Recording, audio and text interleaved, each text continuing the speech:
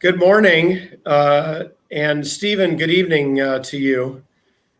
Today is a special day, a bit of a sad day for me. I am wrapping up my assignment here in Kazakhstan after 3 years as Consul General, and will be departing Kazakhstan for the last time as Consul General in a few days' time.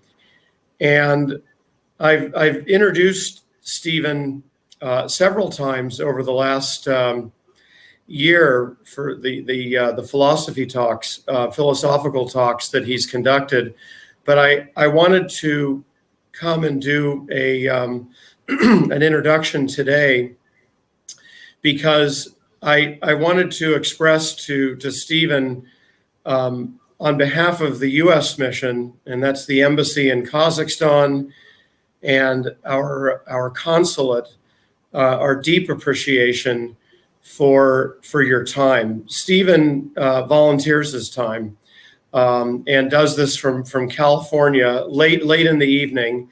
Depending upon the time difference, it's been 10, 11 o'clock at night, and the talks that Stephen has led us through have not only been interesting and fascinating, but have really helped us gain a better understanding of the world and many ideas through a philosophical lens. It goes without saying that 2020 and even now into 2021, we've been through some very challenging times. Their philosophy is important for us to understand the world, and Stephen has done an outstanding job of leading us through these discussions on a wide range of topics. And I want to thank Stephen, you again for your time volunteering. We're very lucky to have Stephen. He's been written up in the New Yorker magazine. The New York Times acclaimed him a genius philosopher. And we really appreciate your time, Stephen. And as I mentioned, I'm departing Kazakhstan very soon. And although I've been a diplomat, a U.S. diplomat for 20 years, and we do move every 3 to 4 years, this particular move has been difficult for my family and me because we're leaving Kazakhstan with a heavy heart, and we really have come to love the people and the culture. I came here as a tourist in 2004 for the first time, and was really struck by Almaty and the mountains and how hospitable the people were. And it was really a dream for me to get to come back to Kazakhstan to serve the U.S. as Consul General. And Stephen actually came to visit during my first few weeks when I was here in Kazakhstan, and he performed his play here, which was off Broadway in New York. And during his free time, we went to Big Almaty Lake, and Stephen and I actually experienced how warm and hospitable the people are here. We were with one of our drivers from the consulate, and he invited us to his home for a feast of Kazakhstani, cuisine and delicacies. And both of us were really struck by how warm and hospitable the people were. And this was very early on in my time here. And so, Stephen, you were a part of sort of my first impressions and feelings here in Kazakhstan. And this is why it's hard to leave. It's a beautiful country. The people are wonderful, and these types of moves are very difficult. And so the topic that Stephen is presenting today is very timely for my departure. because I'm doing so with, as I said, with a heavy heart and great difficulty. And I want to thank the people of Kazakhstan for welcoming me and my family here and making this our home the last 3 years. So in our diplomatic service, we don't say farewell. We say until we meet again. And I do hope to return to Kazakhstan someday very soon. So, Stephen, again, thank you on behalf of the U.S. mission and the consulate for your time and for volunteering to speak to our followers and listeners. We greatly appreciate the philosophical perspective that you have provided the last year through these talks that you've conducted. I will miss introducing you, but I know that I will see you very soon. And thank you again on behalf of the mission. Thank you. Well, thank you very much, Eric, for that beautiful and heartfelt introduction. I think it's worthy of your relationship to Kazakhstan, and it says a great deal about your character and how these circumstances, these experiences affect you deeply, profoundly. A few weeks ago, I gave an appreciation to Tracy, who was instrumental in facilitating these talks in terms of some of their conception, their execution, the logistics involved in bringing them to life, to fruition. But the prime mover, the Aristotelian first cause of these talks and of my entire involvement with Kazakhstan, as Eric has already alluded to, has been Eric. He mentioned that he invited me to Kazakhstan at the beginning of his assuming his post. He facilitated my trip. He made that possible in every way. He also was responsible for introducing me to Tracy, to the American space.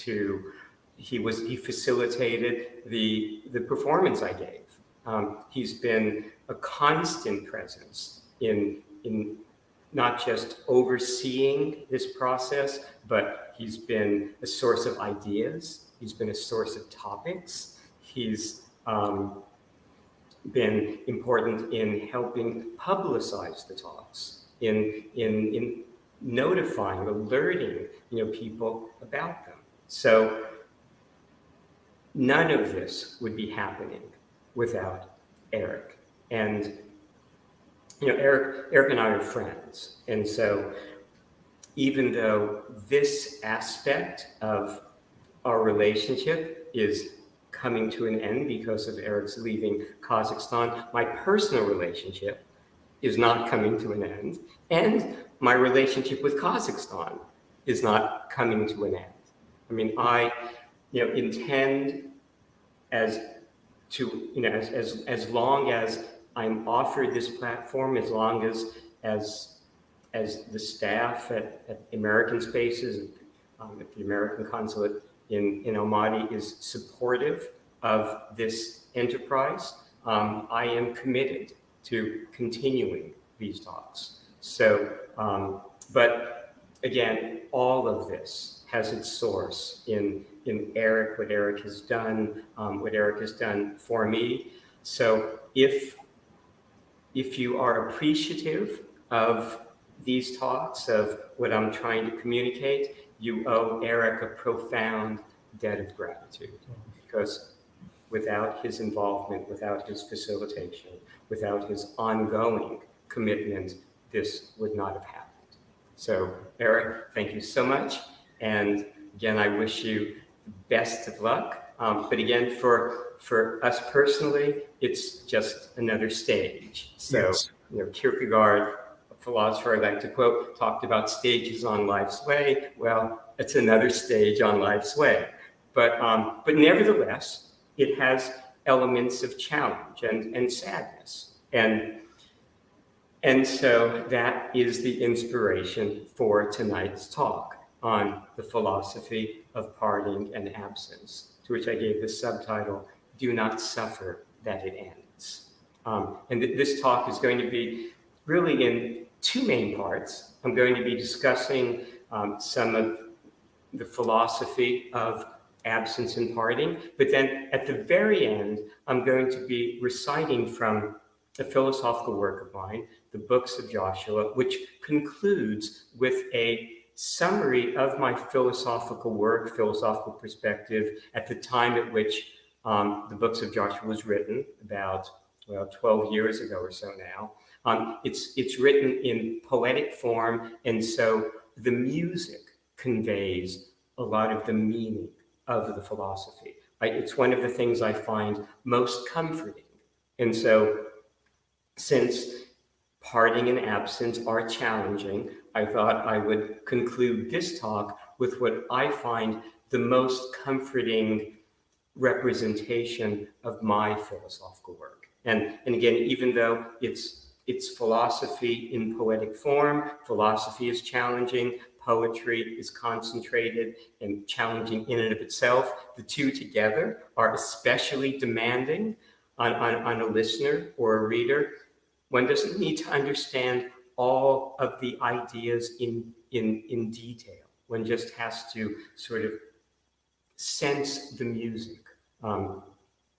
Beethoven once wrote that music was a higher revelation than all wisdom and philosophy. Well, the end of Joshua for me represents the convergence of the two. And so it has a philosophical element of consolation, and the sound helps achieve that result also.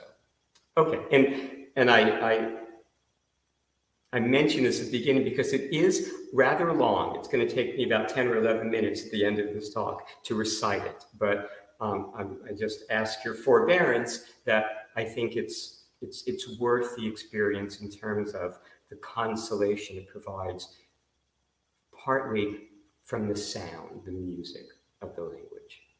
Okay.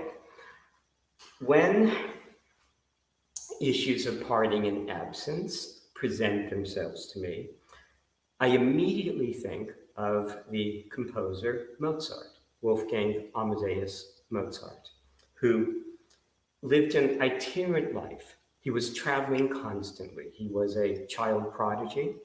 So from a very young age, he was traveling with his father around Europe, the courts of Europe, performing. He continued to live that type of life throughout his adulthood. He reputedly never spent more than about a year in any one residence. So not only was he constantly on the move to perform from one capital city or one major European center to another, but his personal residences were constantly changing. So Mozart lived this life of constant change. Nevertheless, he was a sensitive soul. And parting and absence for him were tokens of death.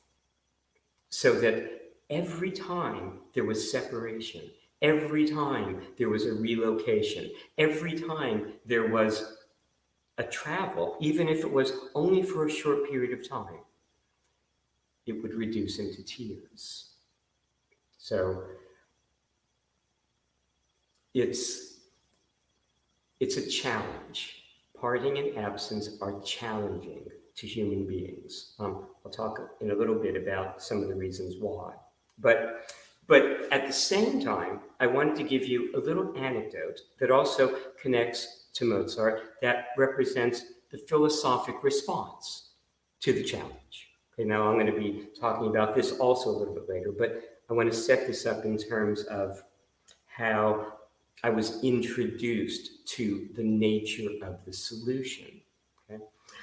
What I know about Mozart is largely through a work called Mozart, His Character, His Work.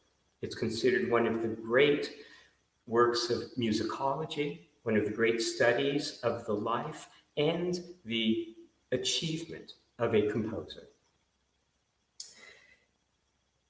I learned about it from, and some of my very earliest talks, I talked about education, and I talked about self-education, which is something that I've been especially committed to.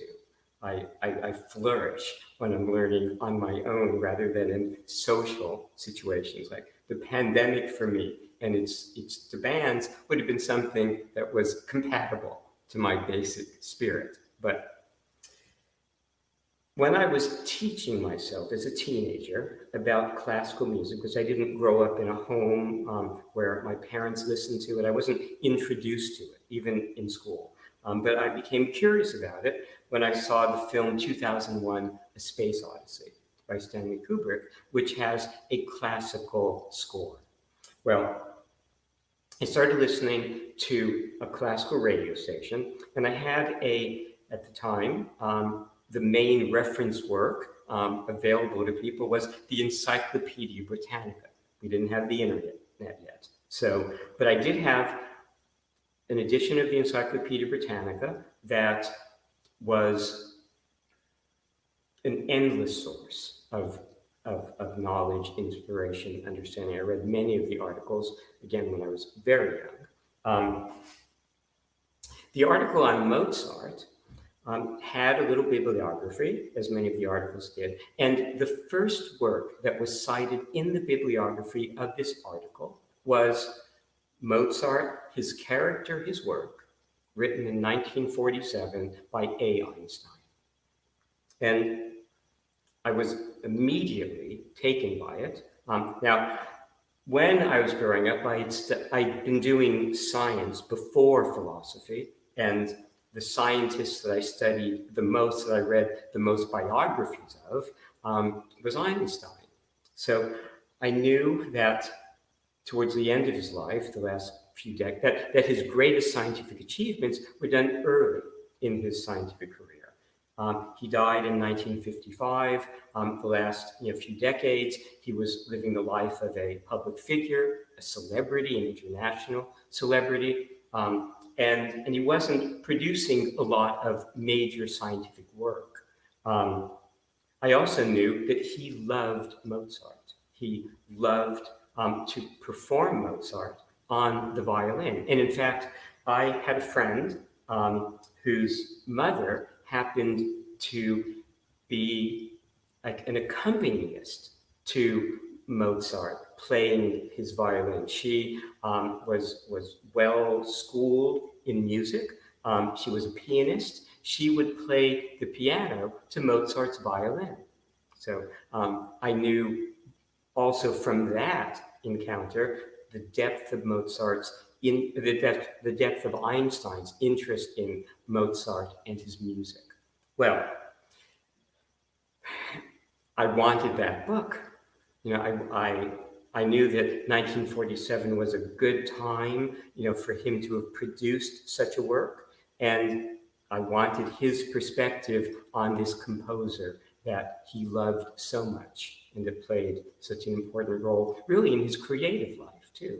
He attributed, a lot of his creative stimulation to his devotion to music. Well, there was a bookstore not far from where I lived that ordered books. So I called the bookstore and I ordered A. Einstein, Mozart, His Character, His Work. And a couple weeks later, I get a call from the bookstore, the book has arrived.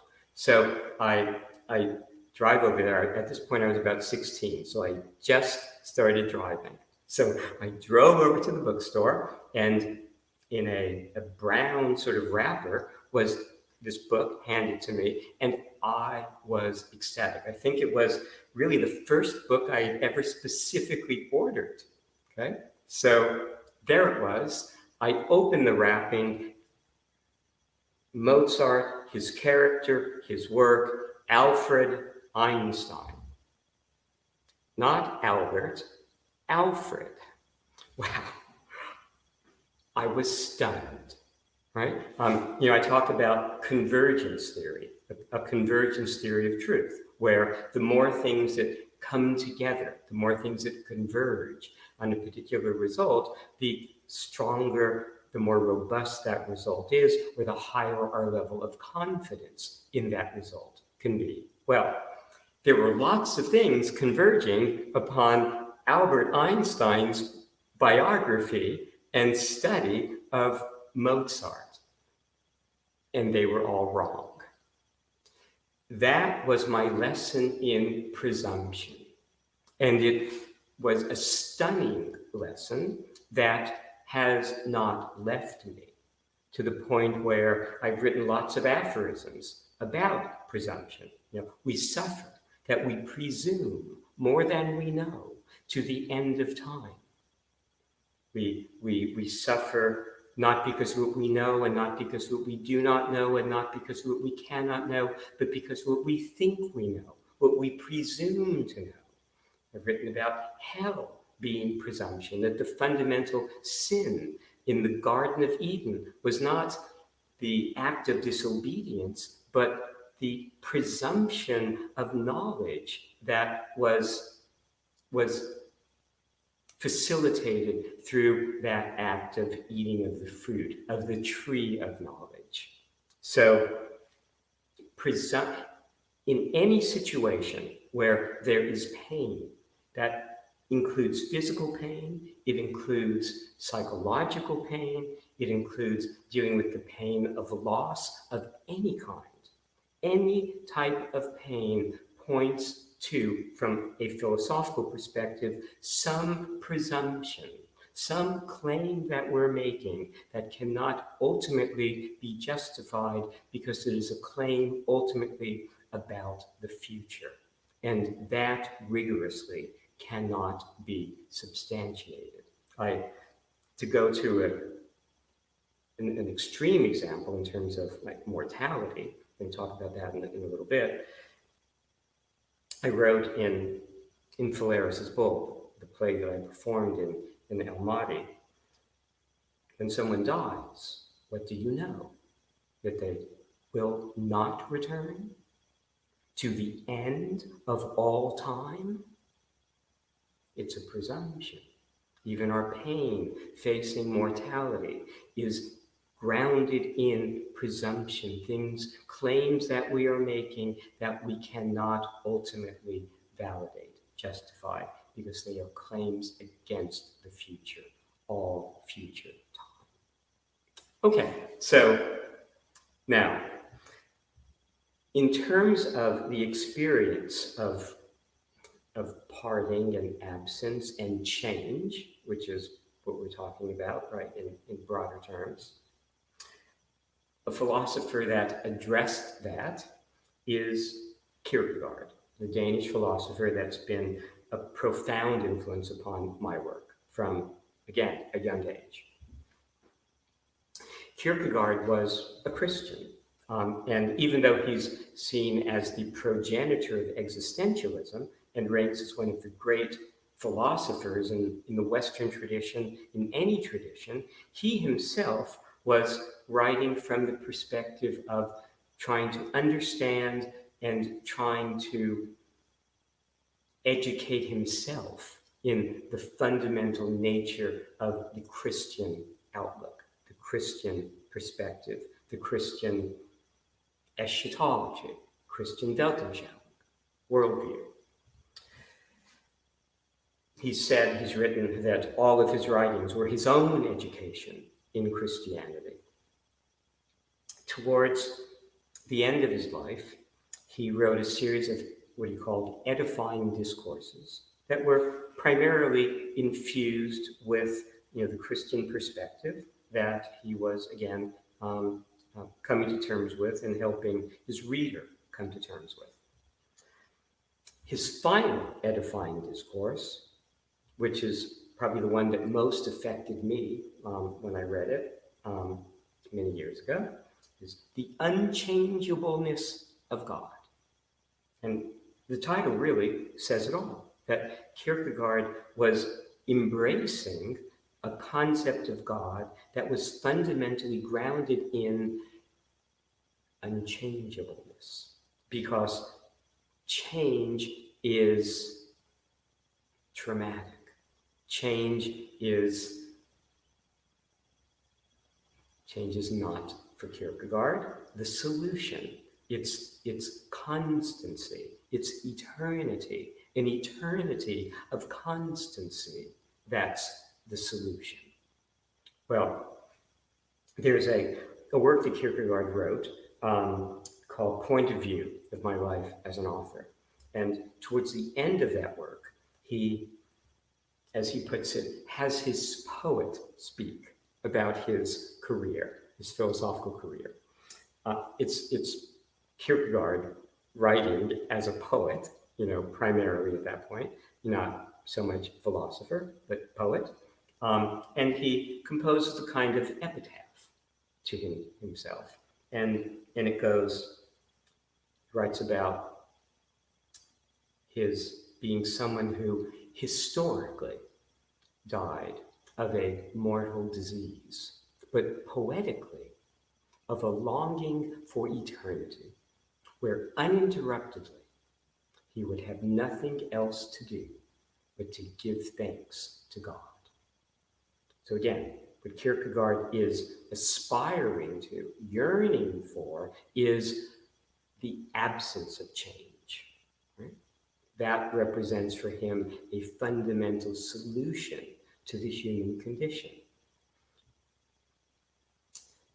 One of the things that's key in what Kierkegaard has written there is this notion of uninterruptedly giving thanks. That's an expression, of gratitude. Now, Kierkegaard lived, it's hard to assess someone's life from the outside, right? I've stressed that repeatedly, that rigorously. There's enough difference between somebody just being on the opposite side of the room from us, so that we cannot rigorously assess their circumstances, know the world they're experiencing. And so we cannot judge. But Kierkegaard seems to have had a difficult life, a challenged life. He was especially challenged by the fact that he was a native of Copenhagen. His native language was Danish. It was not an international language. It was spoken, understood by a small population.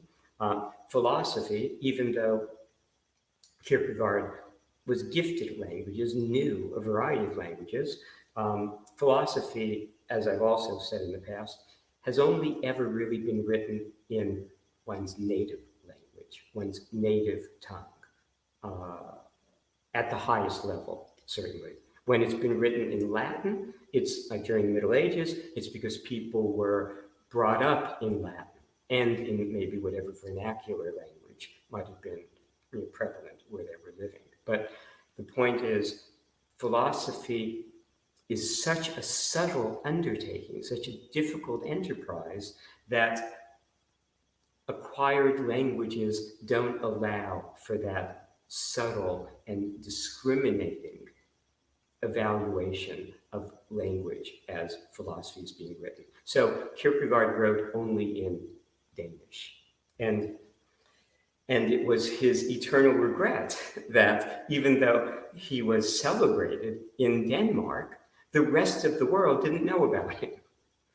It wasn't until he was translated, many years later, many years after his death, decades after his death, that his reputation, as one of the great philosophers began to establish itself. So Kierkegaard lived a difficult life, but he saw himself as being in a position to express gratitude eternally. Well, this issue of gratitude is a response to the challenge of change in our circumstances. And the example of that comes to mind is from college. I did not enjoy my college experience. I didn't enjoy any formal education. I liked, again, learning on my own. But many people at Harvard did relish the experience. And as the time for our undergraduate years came to an end, there were many people in anguish over having to leave the university. Okay? The completion of, of that period in their lives was met with tremendous anxiety and just dissatisfaction. They enjoyed being there, and they derived a great deal from that environment. It was painful, the prospect of leaving. Well, I, of course, was in pain because I couldn't leave soon enough, but that's just me, okay? That was not the typical attitude that I experienced among the people that I knew. And there was one person in my circle of acquaintances, not really a close friend, but an acquaintance, who sort of astonished everybody, certainly everybody that I knew that was in despair about having to leave, by announcing that his basic relationship to his Harvard experience was one of gratitude, that he enjoyed it so much. It offered him such rewards in terms not just of the education, but the camaraderie, the relationships that he formed. It was such a rich experience, the richest of his life, that he couldn't experience pain at its ending because he was overwhelmed by gratitude for the experience. Gratitude, is a response to the pain, the anguish of separation, of loss, the gratitude for what we had, for what we experienced. And you can see the greater the pain of departure, of separation, of ending, of loss, well, the more gratitude is merited, is justified. It can be the pain of loss and separation and parting can be seen as a barometer of how much gratitude the experience really deserves, really merits. So that is a significant response, to loss, to change. The 20th century writer, André Gide, the French writer, in his journals, early on sort of stressed that he found it perplexing that people didn't embrace change, that change was so difficult for human beings because, to Gide's way of thinking, life is change. It's the nature of it. Well, the fact that it's the nature of it doesn't mean it's any more difficult, for us to bear. It turns out that, as we see ourselves as defined by our intelligence, our intellectual capability, our cognitive skills. Cognitive skills represent skills in problem solving, in addressing the challenges of a changing world. If the world did not change, then we could be instinctively adapted to a given set of circumstances, and evolution over time presumably would make us highly adapted. So we wouldn't have to think about circumstances. We could just continue to behave, react as evolution had brought us to act, highly adapted to a specific set of circumstances. But that's not the reality, right? The reality is that we are facing constant change. I've talked about this in various contexts in some earlier talks, about how it's the nature of living things to change the world.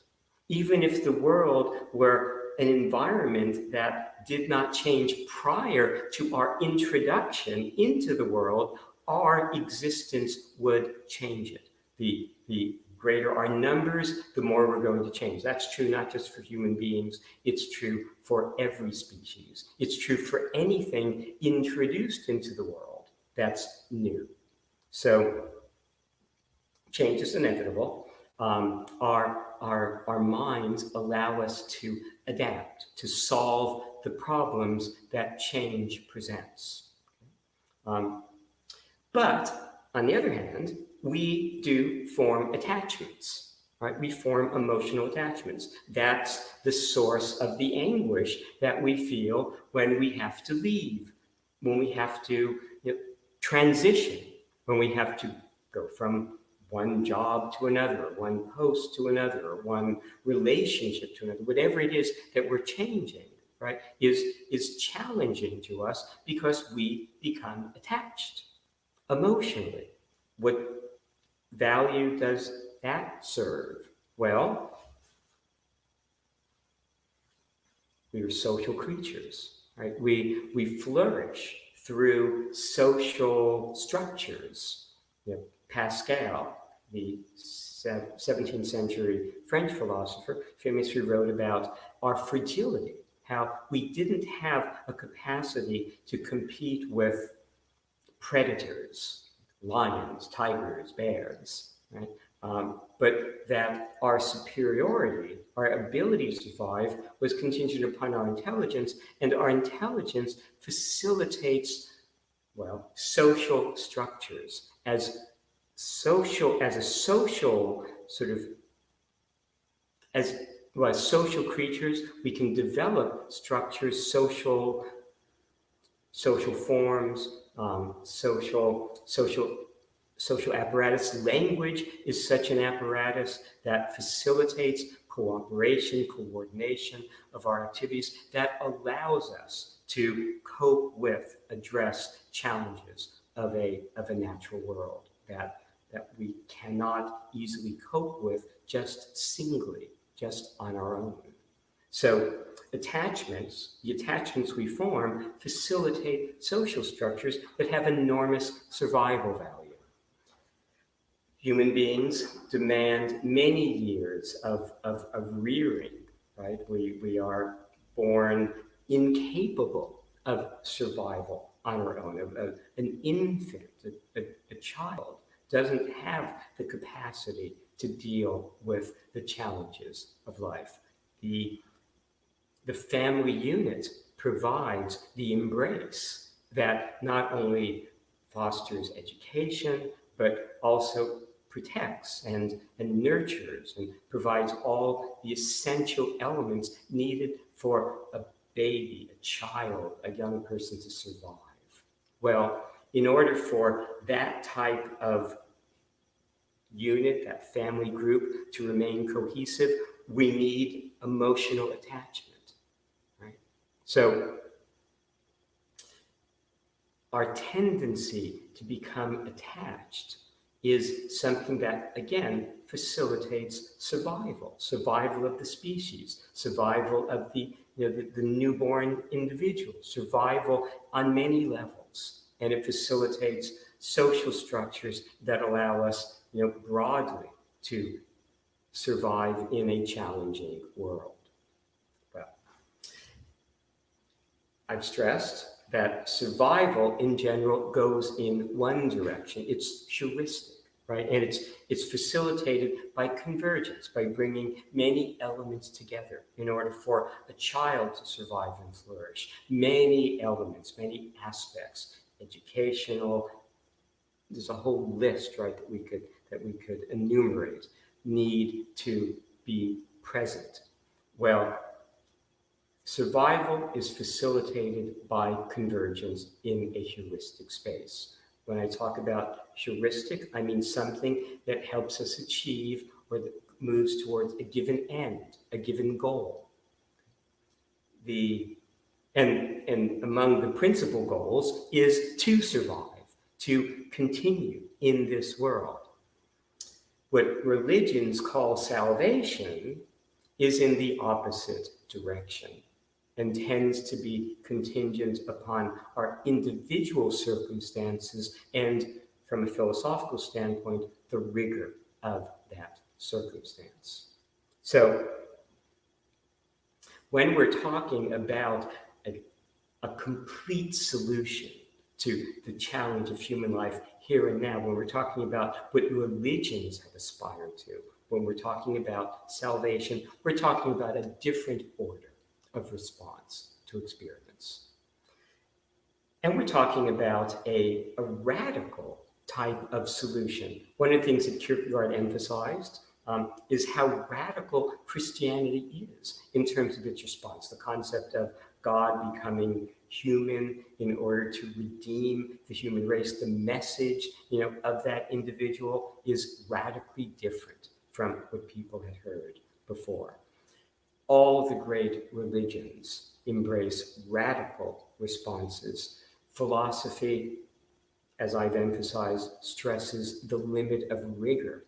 That is a radical orientation to experience. And also, as Kierkegaard stressed, what's true of all radical solutions, radical cures, one puts them off as long as possible. So, and they are difficult, right? Spinoza, at the end of his Ethics, wrote about how everything excellent is as difficult as it is rare. The visions of these religious traditions to deal with the whole range of human anguish, including the anguish of parting and absence, especially the anguish of parting and absence, demands a difficult undertaking. Now, it turns out that religious solutions, philosophical solutions, ultimately are simple or are capable of simple formulation, but the effort to get there is not.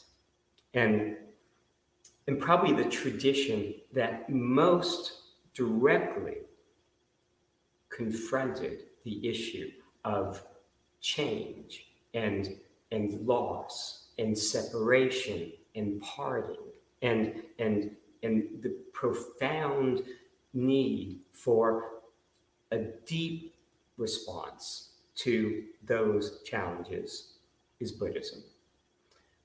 Buddhism is a tradition that I started studying when I was young. In fact, when I was a teenager, I had on my door to my bedroom a statement from Siddhartha Gautama, the historical Buddha. Even so, brethren, have I found an ancient road, an ancient path, trodden by Buddhas of a bygone age, the which having followed, I understand life, and its coming to be, and its passing away. And thus understanding, I have declared the same. Well, what motivated Buddhism? One thing that I've referred to a lot in my work is the issue of disease, old age, and death, and the need to find an answer, a solution, here and now, or in the case of the Buddha, there and then. But the real sort of roots of Buddhism in terms of a response to change and parting and loss is articulated in a work. It's called the Buddha Karita, the Acts of the Buddha. It was written early in the Buddhist tradition by Ashvaghosha, and it is the canonical account of the historical Buddha's life. So when you hear legends about his having become dissatisfied with his life in the palace and wanting to go outside the palace walls and encounter real life, have real life experiences, and it's on those excursions out that he encounters disease, old age, and death as the inspiration for Buddhism. Well, those stories come from the Buddha Karita by Ashvaghosha. They may be elsewhere, but that is the work that usually people point to as, again, the canonical sort of account and source of these accounts. So there's a famous section in the Buddha Karita where Siddhartha has encountered disease, old age, and death, and is resolved to find a response, a solution. And in order to do that, he will leave his privileged, pampered life at the palace. He was the son of a local ruler, and set off to the forest to investigate different approaches to a solution to the problem of mortality, of human life, to achieve salvation. And he is taken to the forest by his charioteer, Chandaka. And once Chandaka arrives at the edge of the forest, it's time for Siddhartha, not yet the Buddha, to say farewell. And the farewell to Chandaka expresses the ideas that motivate Buddhism fundamentally. And I wanted to read that. This is not something I've memorized. I'm going to read it from a translation by Edward Kanza, a great 20th century Buddhist scholar, also a philosopher. His translations have been celebrated. They were what we often read in Buddhism courses at Harvard. And I will read you a slightly edited version of the farewell to the charioteer that, again, encapsulates these challenges. Okay, so here it goes. Okay, so, quote, "They rode off till they came to a hermitage, where the prince took off his jewels," that's Prince Siddhartha, "gave them to Chandaka, his charioteer, and dismissed him with this message to his father, King Shuddhodama." Quote, this is Siddhartha speaking, "So that my father's grief may be dispelled, tell him that I have gone to this penance grove for the purpose of putting an end to old age and death, and by no means because I yearn for paradise, or because I feel no affection for him, or from moody resentment. Someday, in any case, all unions must come to an end, however long they may have lasted. It is just because we must reckon with perpetual separation that I am determined to win salvation. For then I shall no longer be torn away from my kindred." The charioteer once more tried to dissuade the prince and received this reply, "Chandaka, stop this grief over parting from me. All those whom birth estranged from the oneness of Dharma must one day go their separate ways. Even if affection should prevent me from leaving my kinsfolk just now of my own accord, and in that we would have, in due course, death would tear us apart, and in that we would have no say. Birds settle on a tree for a while, and then go their separate ways.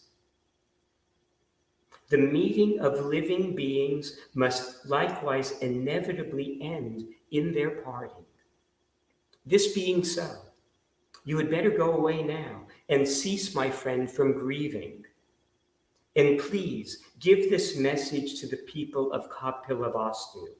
Cease to feel affection for him and hear his unshakable resolve.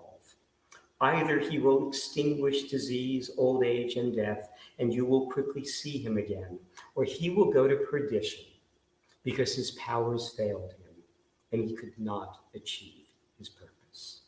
So you see, the fundamental motivation for Siddhartha's leaving the palace and going off to find salvation is to deal with the issue of parting and absence and loss, separation. It's at the core of one of the most profound of all religious traditions, one of the most profound of all responses to the challenge of human life. So when we talk about the issue of parting and absence, we're talking not about some minor issue to address. We're talking about something that goes to the core of the challenge of our circumstances. Now, how in general do we respond to those fundamental types of challenges? That the types of challenges that inspire the great religions and that inspire philosophy at its most extreme? Well, there are two basic ways. One, we elaborate beliefs that make us feel better in challenging circumstances. We might have a fundamental belief that all shall be well, and all manner of things shall be well.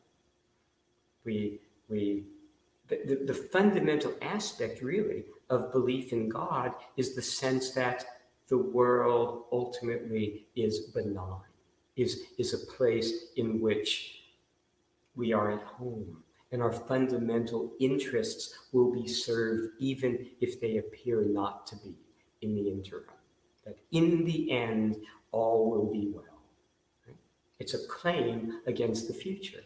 There's that joke that I tell you at the beginning of the Western philosophical tradition by Thales, a pre-Socratic Greek philosopher, not at the level of Socrates, and here's why. He tells this joke. I've told it before, but it's appropriate, I think, to repeat it here. He's asked, he asserts, he affirms, life is no different than death. And the response he receives is, and why don't you die? And Thales responds, because it makes no difference. Now, it's a joke. It's maybe the first philosophical joke. Jokes actually play an important role in philosophy. Wittgenstein commented that a major work of philosophy could be written entirely of jokes.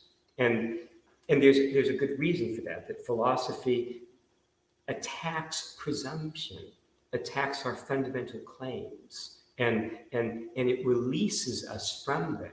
And these claims are grounded in expectations that we have.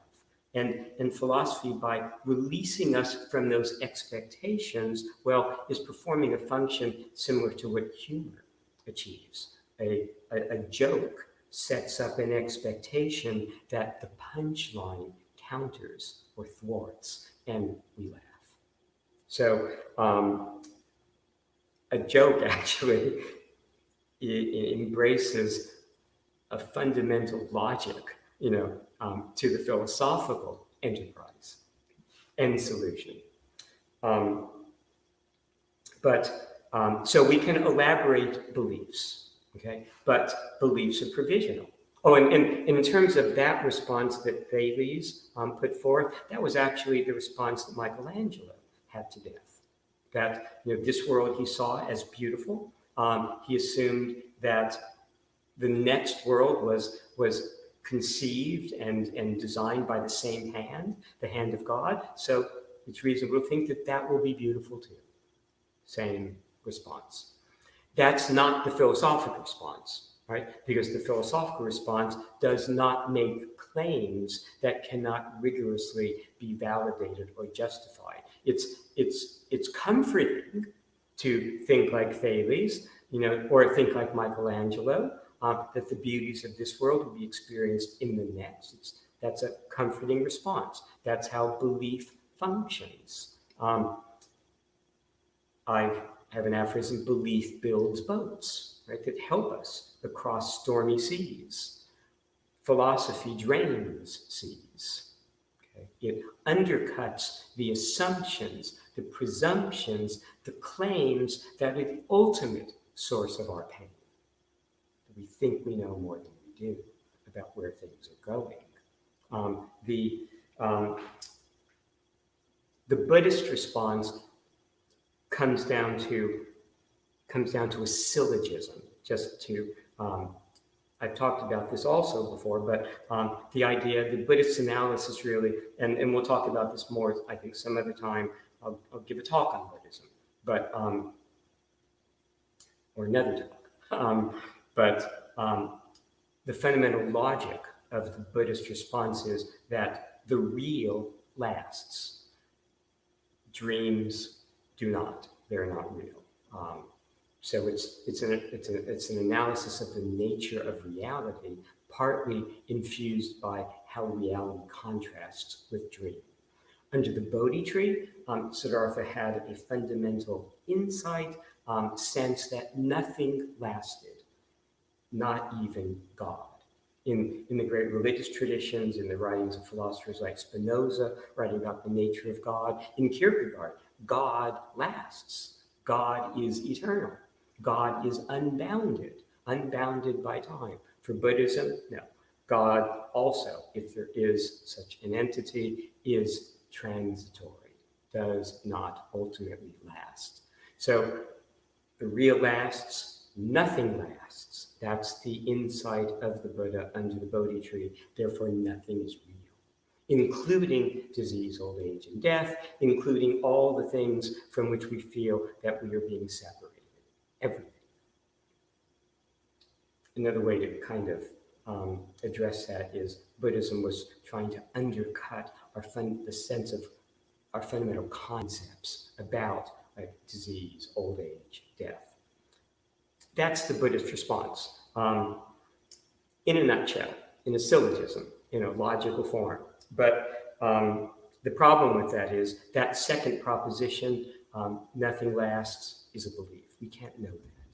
It may be that everything we've been aware of up till now has not lasted, but maybe from this point forward, everything will. We can't know that. It's a belief. And so Buddhism is a religion, not a rigorous philosophical response. Okay? The philosophical response is the Socratic response, articulated at the end of Plato's Apology. The first work that features Socrates, first dialogue that Plato wrote. It's an account of the trial that Socrates was subjected to for supposedly corrupting the youth of Athens with his teachings to challenge the gods, right? To challenge the conventional religious belief of Athens at the time. Socrates challenged things. That's his embrace of what we now see as the fundamental philosophical enterprise.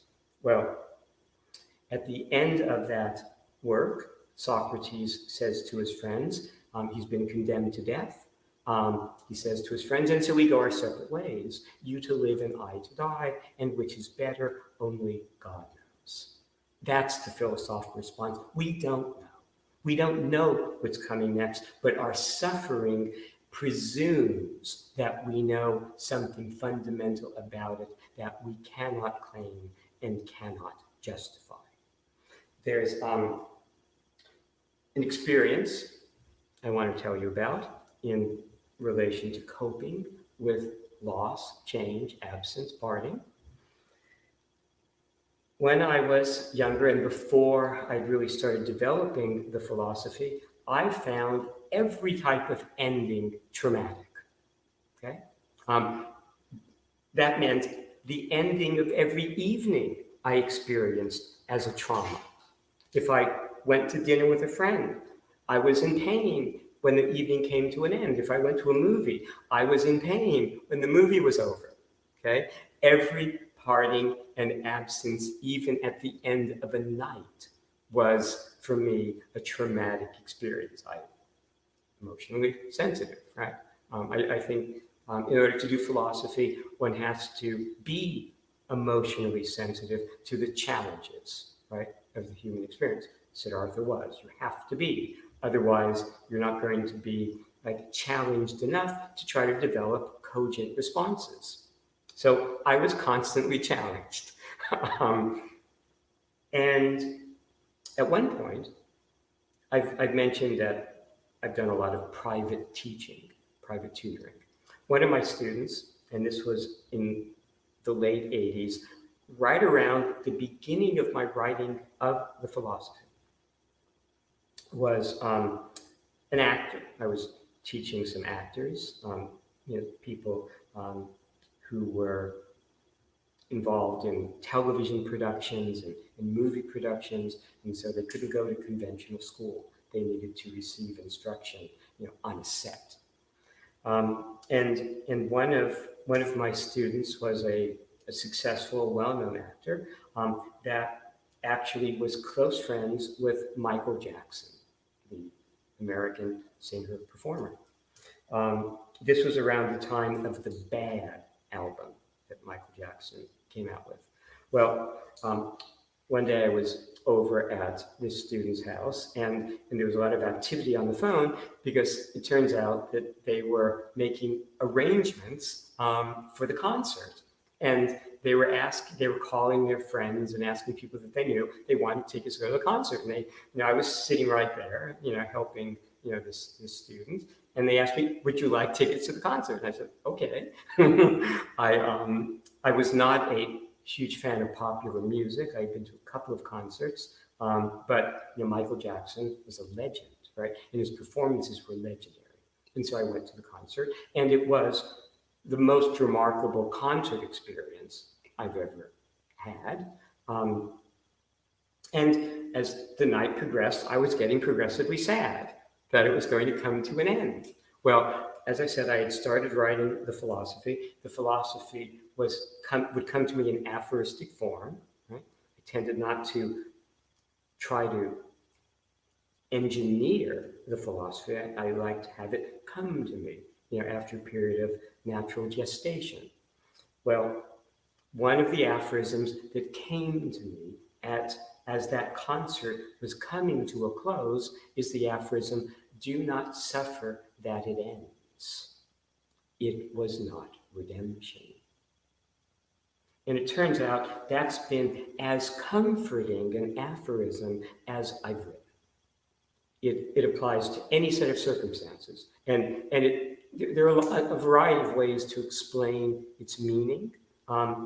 One meaning for me is that philosophical truth is incontrovertible, and the incontrovertible does not change. It's true under every possible set of circumstances at the highest level of generality. And so whatever can change, whatever you can lose, is not in the nature of that philosophical response, that highest level of generality, of incontrovertibility, of truth. And literally, those words have comforted me in the presence of all manner of change and loss. Do not suffer that it ends. It was not redemption. And it also is a caution against what we presume, right? As something is ending, we are sad. We don't know what might come next that might be even greater, that might incorporate what we think we're losing. Or what we think we're losing might, as we have further experiences, turn out not to have been lost at all. So again, it's a matter of suffering our presumptions, our unjustifiable claims. A related aphorism that I wrote around that time, for loss, there is no consolation. So far as we can say, there is no loss, because we don't know what will come next, no matter what. We can be convinced, we can be certain, but a greater logic has already established that certainty, that confidence cannot be justified. That goes back to the philosopher David Hume. The past cannot guarantee the future. Laws of causality are just observations of what has been true in the past and need not be true from this moment on rigorously. And philosophy, the philosophical solution, embraces rigor, and only rigor at its extreme. And again, if you are suffering in any way, it's because you are not in that rigorous space. You are not in that philosophic space. You are making assumptions, making claims that ultimately you cannot warrant, cannot justify. There's I want to make sure we have, yes. There's that famous Buddhist parable that addresses this issue. It's the parable that I encountered in an American film, Charlie Wilson's War, written by Aaron Sorkin, a great contemporary screenwriter. In that movie, one of the characters tells the story of a Zen master who is in a village where a young boy, a 14-year-old boy, I think, is given a horse for his birthday. And everybody applauds. How wonderful, how wonderful. And the Zen master says, we'll see. A few years later, the boy is out riding. He falls off the horse, has a terrible accident, badly injures his leg. He can't walk well anymore. Everybody says, how terrible, how terrible. And the Zen master replies, we'll see. A few years later, war breaks out, and all of the young men go off to war, except for the boy who had fallen off the horse. Doesn't go off to war because his leg won't permit it. Everybody says, how wonderful, how wonderful. He doesn't have to go to war. And the Zen master says, we'll see. Okay? So we have yet to know the nature of our circumstances, and we certainly don't know what will come. But whenever we suffer, we presume that we do. Okay? Now, I think I'm at the point where I can recite what I promised at the beginning. Now this is long, as I said. It's going to take like 11 or 12 minutes. But again, I find it profoundly consoling, just the tone. The ideas are the ideas I've been talking about, not just tonight, but in many previous talks. There's an account, a poetic account of Buddhism, of the Buddhist response, the Buddhist logic, and again the language is poetic, it rhymes, and its sound helps carry the meaning and the comfort that philosophy provides. So let me recite this from the end of the books of Joshua. And then I'll follow with a few lines from Phalaris's Bull, also at the end. And the main character in the books of Joshua is Joshua. And this, as I said, comes at the end. The first part of the book is biographical about Joshua's life and about the development of his philosophical responses to experience and what motivates them. Okay, so Joshua still had much to learn, and even more to earn, before he could unlearn the terms of false concern on which everything would turn. Now he spins left, then right, then out of sight, of the bright shadows alleging the reversibility of light. And every day will one day show the depth of the dark night. But now we spiral away from footprints left in clay. And life is not an array, nor can we measure the day, nor any length of stay, despite what we feel tempted or coerced to say.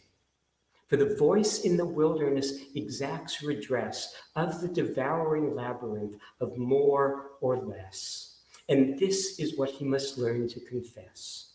For these are the ends to which rigor ascends, and nothing else lends an answer. For Brahma or Vishnu or Shiva, the dancer. For time is the sign of the knife, the destroyer, and the enhancer. The model of precision is skepticism, and wherever we look, it can arise to stare down our trusting eyes, as if the world were in disguise, and reality an act of compromise.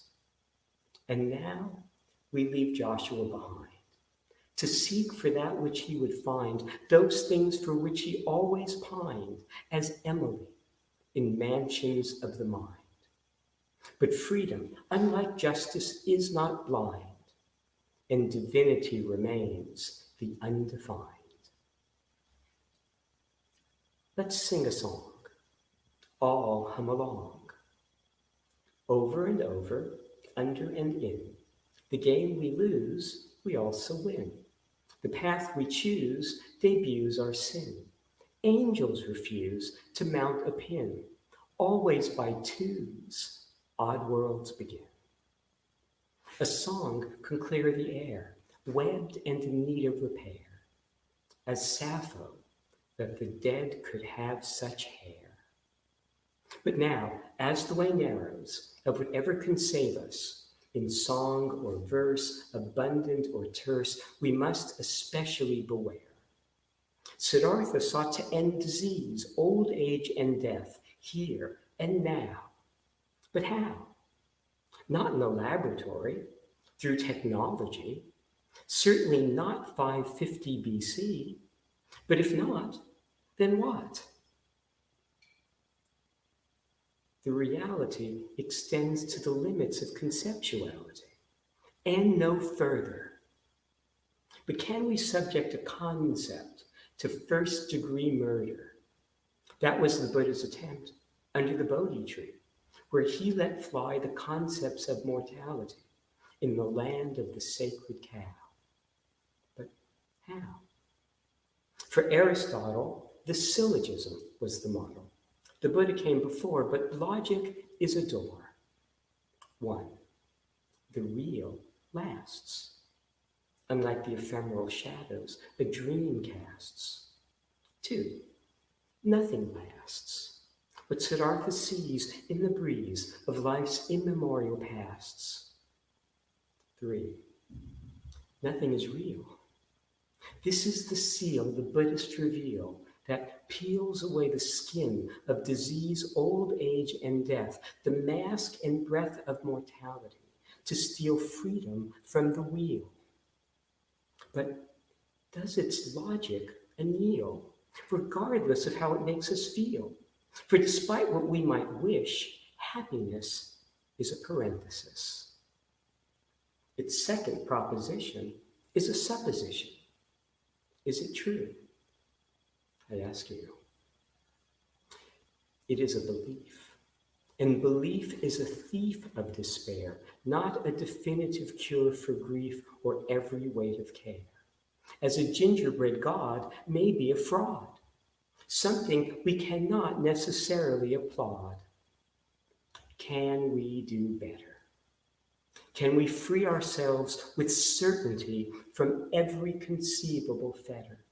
Not faith or belief in a possibility, but incontestable relief through a rigorous certainty. Let us see. Let us see. And let us consider, too, why skepticism arises so easily, and why Shakespearean wisdom takes the form of a tautology, and why the mark of enlightenment is laughter, both immediately before and after, and why God is imagined to be a singular thing or nothing. Considerations that ring everything. And if a falling tree makes a sound when there is no one around, if the world disappears when we close our eyes to return as a child's surprise, if reality is curtained with lies, and if life or death, both or neither, is the thing to despise. Buddhism posits causality as bookends of reality. Dependent origination is a causal explication. Spinoza, too, colored his thought in causality's hue. But then the world made room for Hume. We receive negativity as a mode of savagery. But houses of cards are not structures, but shards, and placeholders are multipliers. Send insufficiency our regards. Hume has stood where nothing else would. The spell of the past has no certain cast, cannot last to suture the future. If not the past, what of reality will hold fast? Only what comes last. And so the future decides the past. Is reality not yet done? It has not yet begun, so far as we can say, regardless of how we pray. What then must we fear? Only what can guarantee it will not disappear. For thresholds on high, nothing far, nothing near, if we hold rigor dear, as God, ensconced beyond provisional fear.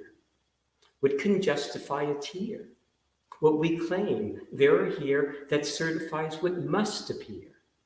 of which rigor will not hear. If not the Buddhist ephemeral, what generality will last?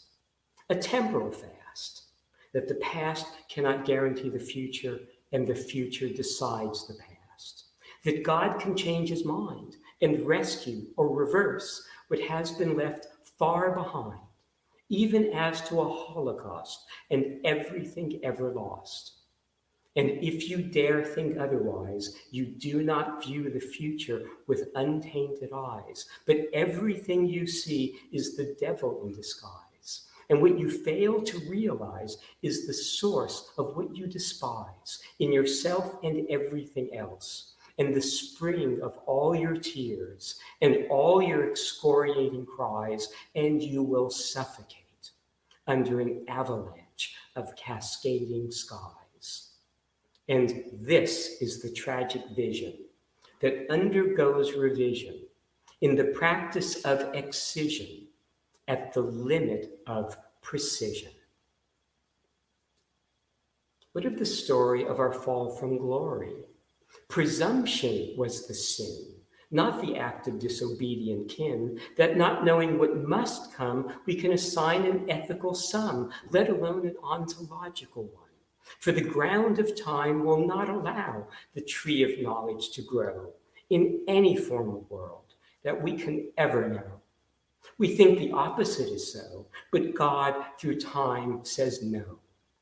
And such a claim is the source of our pain, here below, in the course of the fatal undertow, and rigor makes it so.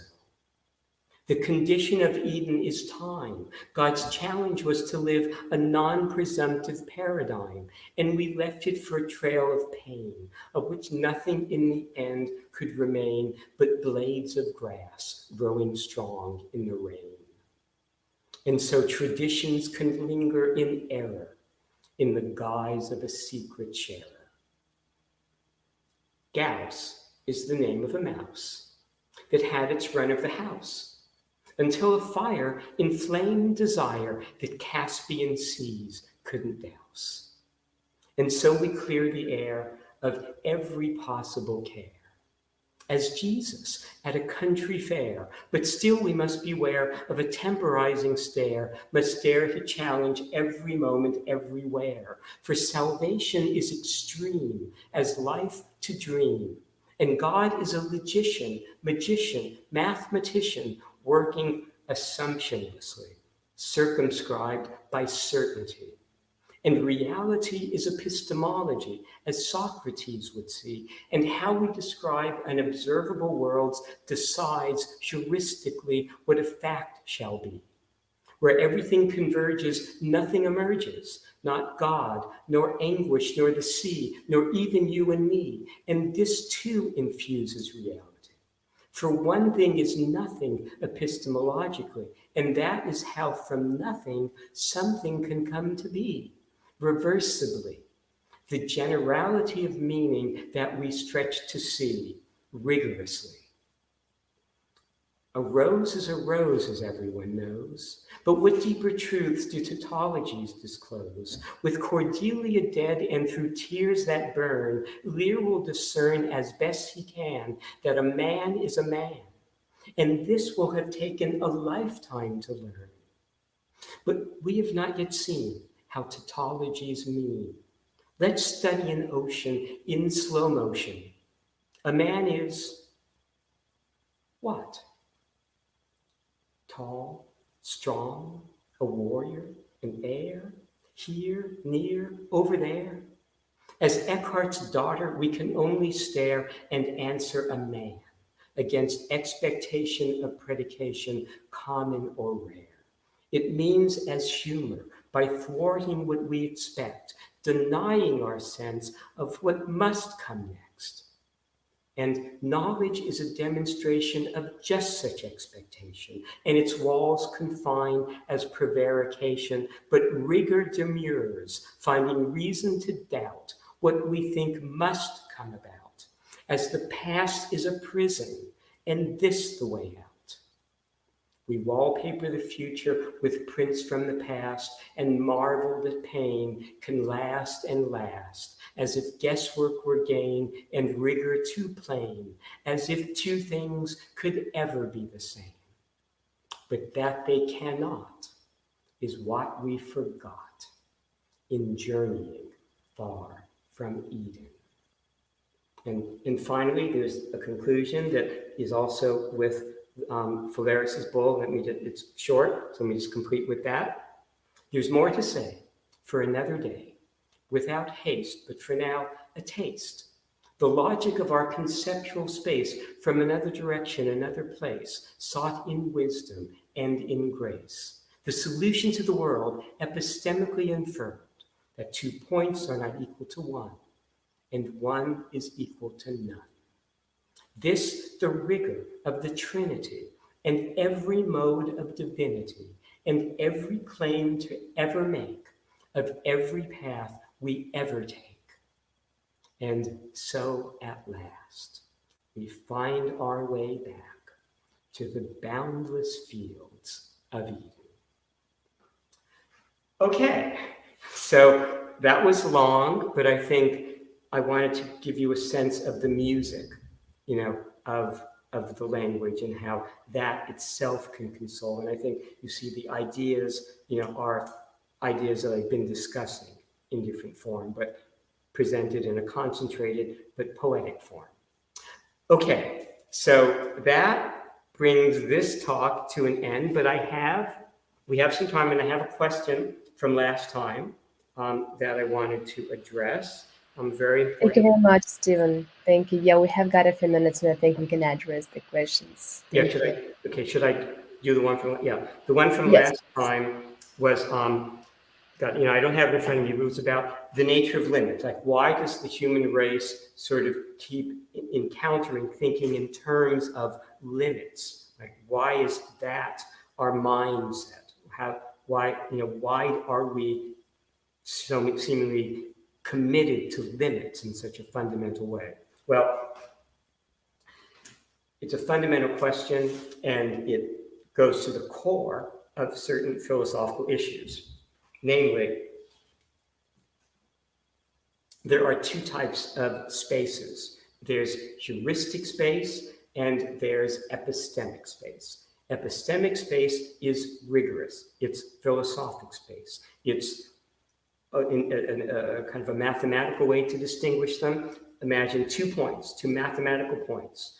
What they have in common forms a heuristic space. It's convergent. It's what brings things together. How they differ forms an epistemic space. It's rigorous. Rigor is of difference. It's a divergent space. Any 2 things are approximately the same for some heuristic purpose, rigorously different. But the fundamental logic of heuristic space is convergence, convergent functionality, things coming together.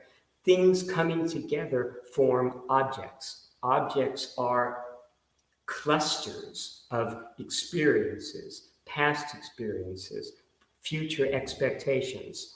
Objects are characterized by boundaries.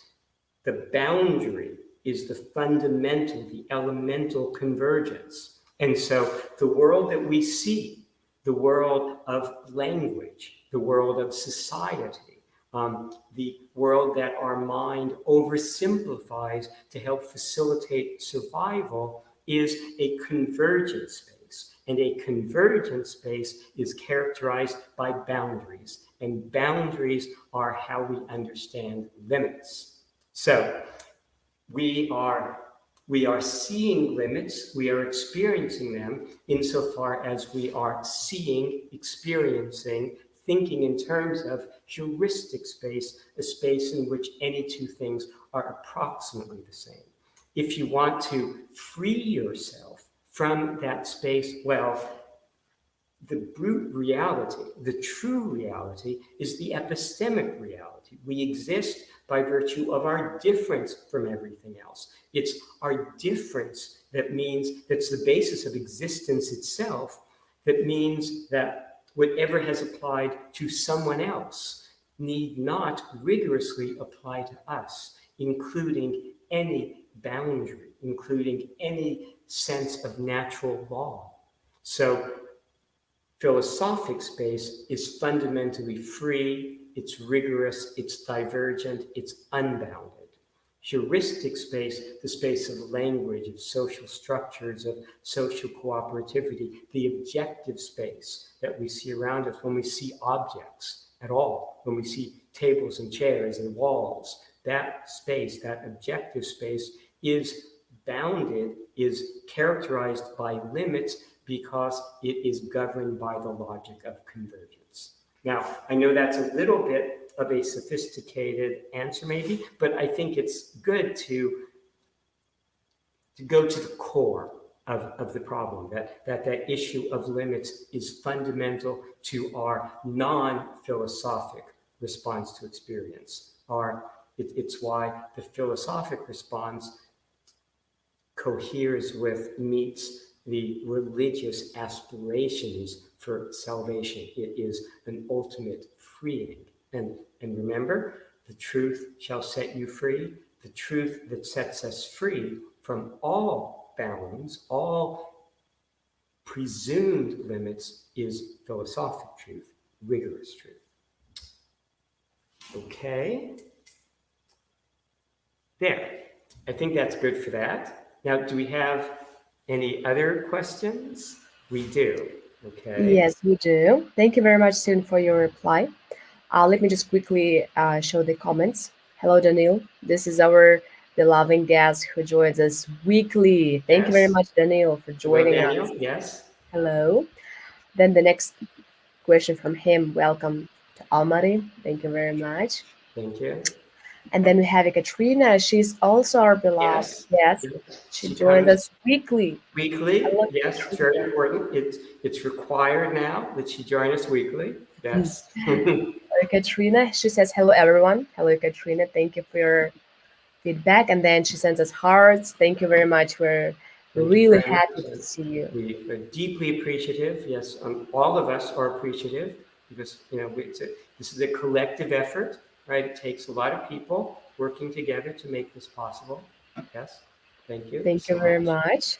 And let me just quickly read out the questions from today's talks. So the first one is, I guess, world every time change, in science, in philosophy change, an example, communism theory in 20th century. Okay, thank you. So The next, we'll deal with these questions next time, I think. yeah. So a little bit of Mhm. time. Yeah. Yes, as we always do, we will address those questions next time. And our amazing volunteer Nick Nas will be moderating. And let's see the next question. Yes, trying to survive in changing world is the most important thing. And actually for children and young people, what do you think? Okay. Excuse me. Okay. The next question. And the point is that people who are more educated and graduated have more chances to survive in changing world. What's your opinion, Stephen? Thank you. Okay. Good. Then the next one, what Soren Kierkegaard thought about despair? What does it have to do with Love God? questions about Kierkegaard. Thank you. And then the next comment is from Medina. I just wanted to say thank you, Mr. Friedman, for your great thoughts and your time. Thank you very much, Medina, for your comment. Thank you so much. So, first of all, again, we would like to thank again the U.S. Consul General here in Almaty, American Space Almaty, and of course, first of all, our amazing speaker, Stephen Friedman. Thank you, Stephen, for joining us weekly, and thank you, the audience, for being with us every Friday. We would love to see you next Friday. Please stay safe, stay updated. We will definitely address your questions next Friday. Thank you very much, and stay safe. Thank you, everyone, and I hope to see you next week. And these talks will be continuing insofar as I am permitted to continue them. So, yes. Thank you, and have a great week. Bye, Goodbye, everyone. everyone. Thank you. Bye-bye.